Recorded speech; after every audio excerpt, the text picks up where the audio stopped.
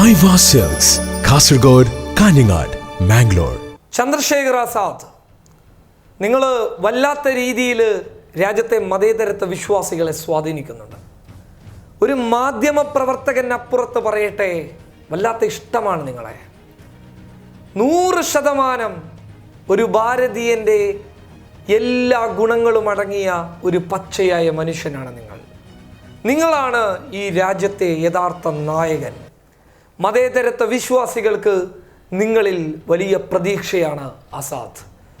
നിങ്ങൾ കഴിഞ്ഞ ദിവസം രാത്രിയിൽ ഡൽഹിയിൽ പറഞ്ഞ കാര്യങ്ങൾ, ആ കാര്യങ്ങൾ എത്രത്തോളം മനുഷ്യനെ സ്വാധീനിക്കുന്നു എന്ന് ചോദിച്ചു കഴിഞ്ഞാൽ, മനുഷ്യൻ്റെ ഹൃദയത്തിൻ്റെ അടിവേരുകളെ സ്വാധീനിക്കുന്ന തരത്തിൽ അവന് ഒരു പ്രത്യേക ഊർജം നൽകുകയാണ് നിങ്ങളുടെ വാക്കുകൾ. പൗരത്വ ഭേദഗതി നിയമവുമായി ബന്ധപ്പെട്ട് ചന്ദ്രശേഖർ ആസാദ് ഡൽഹിയിലെത്തിയപ്പോൾ അദ്ദേഹത്തിൻ്റെ മാതാവിൻ്റെ സന്ദേശമെത്തി. ആ സന്ദേശത്തിൽ പറഞ്ഞ വാക്കുകൾ നമ്മളൊക്കെ മനസ്സറിഞ്ഞ് കേൾക്കേണ്ടതാണ്. ആസാദ്, നിന്നെ വിശ്വസിച്ചുകൊണ്ട്, നീ പറഞ്ഞത് കേട്ടുകൊണ്ട് ഒരുപാട് മുസ്ലിം സഹോദരങ്ങൾ ജുമാ മസ്ജിദിൻ്റെ അങ്കണത്തിൽ തടിച്ചുകൂടിയിരിക്കുകയാണ്. അവരുടെ രോമത്തിൽ അല്ലെങ്കിൽ അവർക്കൊരു പോറൽ പോലും മേൽപ്പിക്കാതിരിക്കേണ്ടത് നിന്റെ ബാധ്യതയാണ് എന്നാണ് ചന്ദ്രശേഖർ ആസാദിൻ്റെ മാതാവ് ആകെ അയച്ച ഒരു സന്ദേശത്തിൽ പറഞ്ഞിട്ടുള്ളത്. സുഹൃത്തുക്കളെ, തിരിച്ചറിയണം, ഇവരൊക്കെയാണ് നമ്മുടെ രാജ്യത്തിൻ്റെ യഥാർത്ഥ നായകന്മാർ.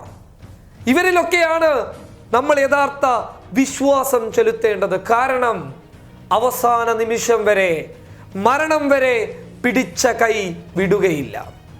ആസാദ് പറഞ്ഞു, നരേന്ദ്രമോദി പൗരത്വ ഭേദഗതി നിയമത്തെ ന്യായീകരിച്ചുകൊണ്ട് 1000 റാലികൾ സംഘടിപ്പിച്ചു കഴിഞ്ഞാൽ 10 ദിവസത്തെ സമയം 1500 റാലികൾ ഈ രാജ്യത്ത് ഞങ്ങൾ സംഘടിപ്പിക്കുമെന്ന് ചന്ദ്രശേഖർ ആസാദ് വിപ്ലവത്തിന്റെ സ്വരത്തിൽ ഡൽഹിയുടെ മണ്ണിൽ വിളിച്ചു പറഞ്ഞപ്പോൾ മതേതരത്വ വിശ്വാസികൾക്ക് ഒരു പുതിയ പ്രതീക്ഷ തന്നെ നൽകി. പൗരത്വ ഭേദഗതി നിയമത്തെ അവർ അടിച്ചേൽപ്പിച്ച് ഇല്ലാതാക്കാൻ ശ്രമിച്ചു കഴിഞ്ഞാൽ ഇവിടെയുള്ള യുവജനങ്ങൾ പോലീസിന്റെ വെടിയുണ്ടകളെ നേരിടാൻ മുന്നോട്ട് വരണം. അതിലൂടെ നമ്മൾ മരിച്ചു പോവുകയാണെങ്കിൽ നമ്മൾ യഥാർത്ഥ രാജ്യസ്നേഹികളായി ഈ രാജ്യത്ത് മരിച്ചു വീഴുമെന്നാണ് ചന്ദ്രശേഖർ ആസാദ് പറഞ്ഞത്. അദ്ദേഹത്തിൻ്റെ വാക്കുകളിലേക്ക് കടന്നുപോയാൽ തന്നെ വല്ലാത്ത വീര്യമുണ്ട്. നമ്മൾ ആരും പിന്നോട്ട് പോകരുത്. അവർ ആഗ്രഹിക്കുന്നത് സവർണ മേധാവിത്വമാണ്. ആ സവർണ മേധാവിത്വത്തെ നമ്മൾ തോൽപ്പിക്കേണ്ടത് മനുഷ്യരായി നിന്നുകൊണ്ടാണ്. മനുഷ്യന്റെ വേദനകളെ, യാതനകളെ മുന്നിൽ കൊണ്ടുപോയി വെച്ച് അതിനെ ആയുധമാക്കി അവരെ നേരിടുകയാണ് വേണ്ടതെന്ന് ചന്ദ്രശേഖർ ആസാദ് ഡൽഹിയുടെ മണ്ണിൽ വിളിച്ചു പറഞ്ഞു. അദ്ദേഹത്തിന് ഒരുപാട് ഉപാധികളുണ്ട്. 24 മണിക്കൂറിൻ്റെ അകത്ത് നിന്ന് ഡൽഹിയിൽ നിന്ന് അദ്ദേഹത്തിൻ്റെ നാട്ടിലേക്ക് പോകണമെന്ന് കോടതിയുടെ ഓർഡർ നിലനിൽക്കുകയാണ്, ഉത്തരവ് നിലനിൽക്കുകയാണ്.